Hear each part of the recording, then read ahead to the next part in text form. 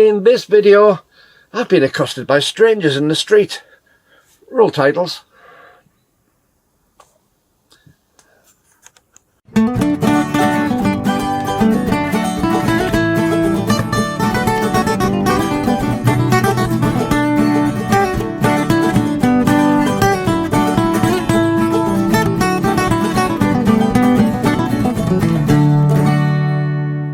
Well, hi YouTube, Brian James at Micro Four Thirds guy with you once again, and it's good to see you. I've been having a busy time, as you may have noticed.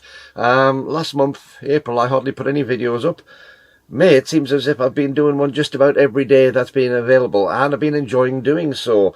And I've been doing a slightly different format, as you'll have noticed, more sort of photo shoot type format. Just going out with the camera, snapping away at things, and putting them up for your enjoyment. And it seems to have attracted some really encouraging comments. So if you have commented, thank you very much. I really do appreciate it. It's a strange time YouTube-wise at the moment, though, because viewing figures generally are down. And I'm not the only creator saying this at the moment. There's a few people saying that something's happened with YouTube's algorithms, we think. And certain creators aren't getting towards the top anymore to be able to be seen by others. I've got no way of proving this, but it does seem that a lot of my views are somewhat down compared to what I used to get and what I'd expect. And also, there's a couple of friends of mine who have me on their channel, on their feed as one of their creators that they follow, and they've seen very little of me coming up. You know, I've been posting videos, so very strange. I don't know what's going on. You'll also notice I've got a bit of a head cold as well. I developed a cold day before yesterday, and I haven't been well at all. Guaranteed when you're away. So there's lots of sniffing and snivelling, so I do apologise.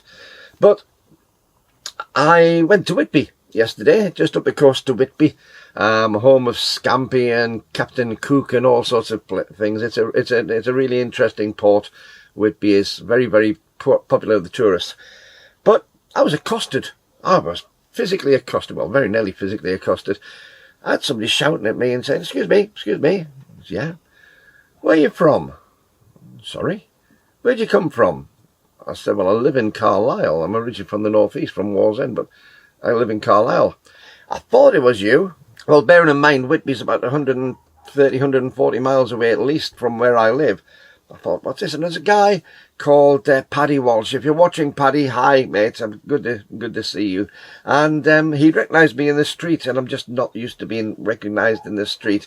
But it was a really interesting conversation with a really nice guy who shoots a GX8, a black-topped one, and I really was impressed to see that. And it sounds like he does a lot with it. It sounds like he really does some stuff with it. We were talking about photography between being a hobby and being a business, and the responsibilities which comes with running it as a business, and timelines and time frames, and having to make sure you've got the client's interest at heart rather than just what you want to shoot, and all sorts of things like that. But it really was a pleasure to meet him as well. He's another military veteran as well. I can't remember if he said he was Green Howards or the Green Jackets. I think he said he was Green Howards, if that's if I'm not mistaken. If I've got it wrong, Paddy, I do apologise. But being ex-Royal Air Force, there's always a banter. There's always a little bit of baiting towards the other forces, whether it be the Army, the Navy, the Marines, or the rest of the Air Force, even other parts of the Air Force. But it's always said in jest, and it really was a pleasure to meet this guy, and to hear about some of the service that he's given his country, in the same way as I'm rather proud of mine. It sounds like he was proud of what he did, and it's really nice to bump into somebody and have a nice conversation about photography and about all sorts of other bits and pieces. So wherever you are, Paddy, thanks very much for that, because you made my afternoon. You really did. It's a strange thing when you suddenly realise that you're famous. I'm famous, my goodness. What else is on the agenda? There's all sorts of things coming up in what I'm going to be doing for the rest of the year. We're off to Cornwall later on this year, and also Dorset. So there'll be some photo opportunities down there as well. Obviously, I'm back to Cyprus again in November, December to get my crowns put in, so I shall be hopefully able to speak properly instead of making strange noises whenever I say S's, F's or T's. But hopefully that'll be towards the end of the year and I'll have that all sorted. But it's another opportunity to go to Cyprus. But this time I've been out with my Olympus EM1 Mark 1 and excuse me, and I know that I harp on about some of the old cameras that I've got, but I really do find things like the GX8, which I love using, and the Mark 1 version of the EM1, they're just glorious cameras to use. The images which are coming out of that EM1 Mark 1 are fantastic. Yes, it's a 16 megapixel sensor, but you know my views on 16, 20, 24 megapixel sensors. 16 is more than adequate for the majority of users, especially if you use your feet to do the zooming and you make sure that you fill the frame in the first place rather than trying to crop into a straight, silly extent. Excuse me, I'm going to cough again. I'm keeping on coughing rather a lot. Give myself a water and drink this.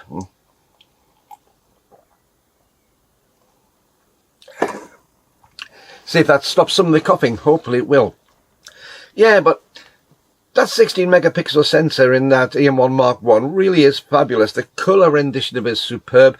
The contrast, all of the image quality is just knockout. And it's one of those sensors which is incredibly forgiving. You can get good shots out of it, even when you're not trying to necessarily. And again, I'll try and show some of the photographs I've taken the last few days at the end of this video and see what you think of them. They're all just fun snapshots, but image quality wise, I think they're absolutely superb, especially with colour rendition and contrast.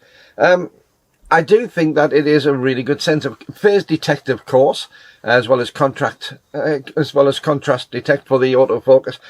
And the EM1, although it's 10 years old this year, it's a 10-year-old camera. Although it's 10 years old, it really doesn't feel like that. It feels like a camera which is incredibly fresh and incredibly modern. Remember that the DSLR market is only just starting to collapse. It's not that long ago since Canon and Nikon really launched their mirrorless format cameras. It's been fairly new to the market, whereas Olympus and Lumix and Sony to a great extent have had their mirrorless cameras on the market for a considerable amount of time.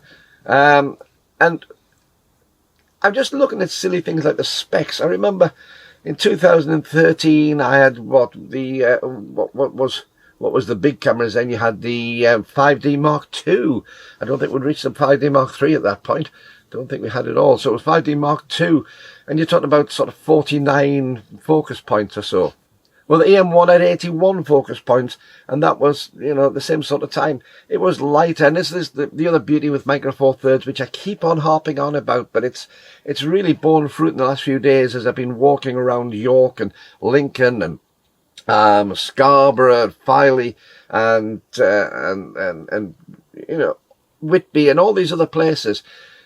As I've been walking around those places, the lightness and the smallness of the camera, but more importantly, the lightness and the smallness of the lenses have really been a godsend. Remember, I'm taking two cameras.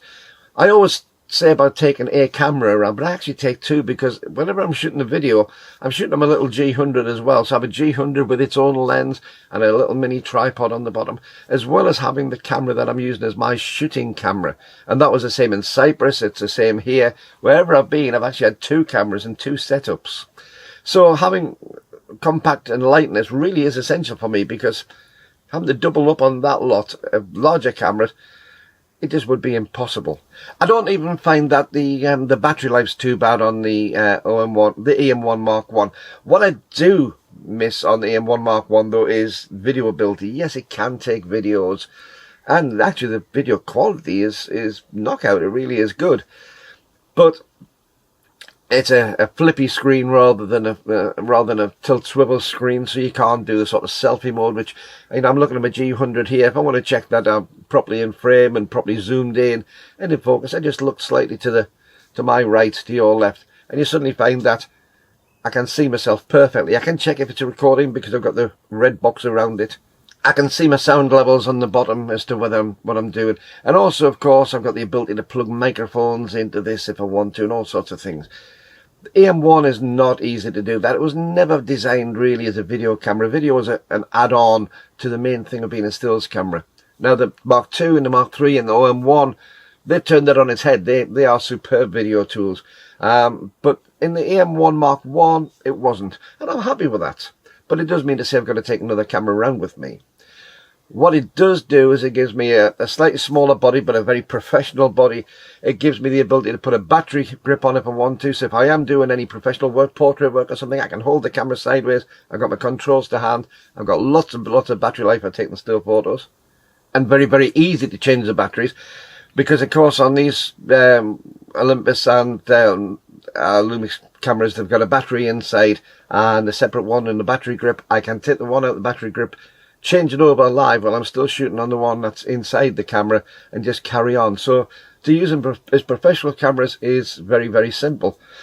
And if you remember, I did a review recently, a photo shoot review on the GX7, which came out in the same time near enough as the EM1.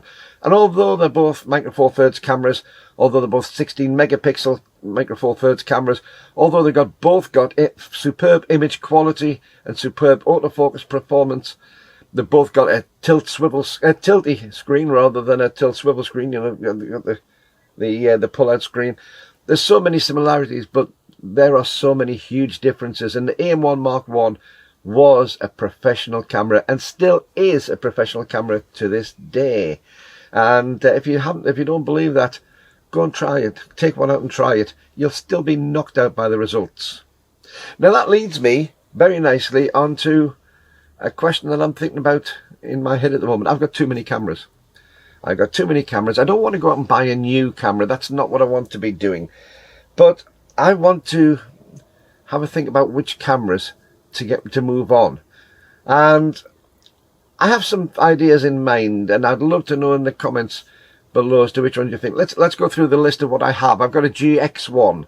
The little GX1 camera. Not worth a great deal of money though, so I'm not going to realise much from that. I have a G1, the red G1, which I picked up for not a great deal, and I'll sell it for not a great deal if it goes. Of course, that's only 12 megapixel, my only 12 megapixel camera, and it was bought for a bit of fun, so is it worth moving that one on? What else do I have Lumix wise? Well, of course, I got my G100, which I'm doing this video on, which I absolutely adore. I have my GX8, and you'll have seen a few reviews on the GX8 that I've done over the time, and I do adore that one, but is it time for that one to move on? I have my G9, wow, top of the still range of the Lumix cameras, the G9, which has all its firmware updates up to 2.7, so it's a very, very capable still and video camera. Is it time to move that one on? On the Olympus side, of course, I have my OM1 Mark I, which I've just been mentioning, but I've also got I don't have an OM1 Mark I, I have an EM1 Mark I, which I've just been mentioning. But I also have an EM1 Mark II. Superb camera, 20 megapixels, so it's a step up from the EM1 Mark I. It has a few more features on it, the EM1 Mark I. Slightly bigger body, slightly better grip. What else do I have? My cameras. What else do I have? I think that's probably about it. Is that insofar as cameras at the moment? I think it is. So, I'd like to get rid of maybe a couple of camera bodies. Which ones do you think I should suggest? Comments in below if you would, because I'm really wanting to change what I'm doing a little bit. And also, I am keen on the idea of replacing one of them. So, I want at least one of the higher end cameras, whether the EM1s or the G9 or the GX8, one of that sort of line of camera. I would like one of those to go, I think, because I'm stuck as to what to do next. Do I get rid of them and get myself an EM1 Mark III? There's a very nice silver EM1 Mark I, which is immaculate, going in a shop, which I've looked at recently, with a battery grip. Do I get a second EM1 Mark I, but in silver? Wonderful. Very retro. Let me know in the comments below what you think about that. So we've had a busy time, an interesting time. I was going to... Another drink time. I hate having head colds and chest colds. I was going to do a video in Lincoln when I went down there the other day as well. In fact, watch this. This is what I actually started off with. Watch this. Today I'm going to Lincoln, spiritual home of RAF Bomber Command. Join me. Roll titles. See, I actually got as far as that, but the weather was atrocious on the way down there. In fact, it was atrocious all day. And also I had problems with the car. Couldn't get the car to start. I had a flat battery, so that took a little bit of time. So I didn't have much free time on that. Then, of course, I met up with my sister, Bev. And if you haven't seen Bev in the videos, I did a whole load of beginner's guide videos when I first started off. And I'll stick a link to the very first one up there. And you can see my sister, Bev. She's moved on. She's moved on in her camera. She's moved on from her Olympus EM10 Mark II. And she's gone to Nikon. And she's using hers very, very successfully for her business to do stills and videos, and she's really got into doing some of the videos, and you'll see links to her channel as well recently on my channel. She's doing really, really well. So she's got the Nikon, and I had a good look at her camera, good play around with her camera, but we were just so busy enjoying ourselves, having lunch with Bev's husband Mark, and also Mrs. 4/3. She was down with us, and the two dogs. We went out and had a lovely lunch. And unfortunately, we were too busy enjoying the company to go and do any videos. So I didn't do any from Lincoln. I did do some still photos, and I'll stick some of those at the end as well.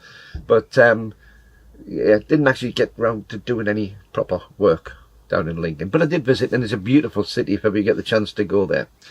So that's about the end of this video. A bit of a waffle. Let me know, are you seeing the video links coming through? Because as I say, I'm not getting a huge amount of views, and I'm interested as to why not. Which camera do you think I should get rid of? Let me know in the comments below. Which camera should I buy? Let me know in the comments below. And apart from that, I just want to, just let me know what you think of the general change in format that we've been doing recently. I really would like to know those too. But until the next time, this is Brian James at Micro Four Thirds guy saying, keep on taking your camera out, keep on having fun with your photography, and I'll see you next time. Bye bye.